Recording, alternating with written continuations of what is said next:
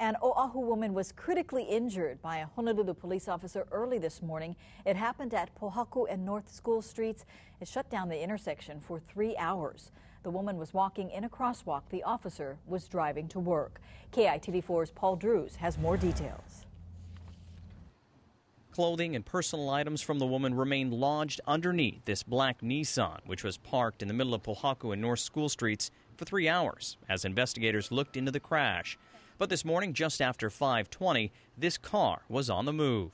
Headed in the Cocoa Head direction, being driven by an adult male who is a police officer with our Honolulu Police Department on his way to work.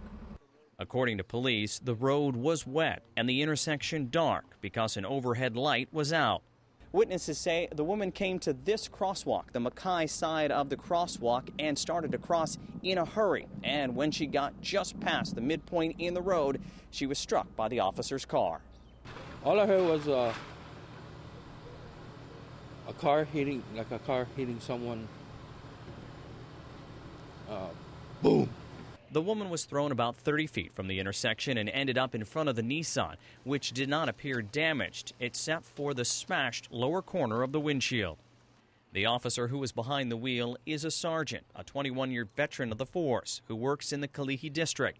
As investigators mapped out the accident scene, the officer's blood was drawn to see if he was under the influence of alcohol or drugs. But those at the scene said he did not appear to be intoxicated. In fact, witnesses say after the crash, the officer turned on his lights and covered the 49-year-old woman with a raincoat as she lay injured on the road. Residents were saddened to hear about this latest pedestrian accident, but many were not surprised. There have been a lot of accidents, and maybe none that wasn't reported, but this intersection is bad. In Kalihi, Paul Drews, KITV4 News. Now, some residents have requested a traffic light at that intersection, but they say they were told there's just not great enough need there. Meanwhile, traffic investigators were not the only ones looking to the crash. Internal Affairs with HPD were also on scene because an officer was involved.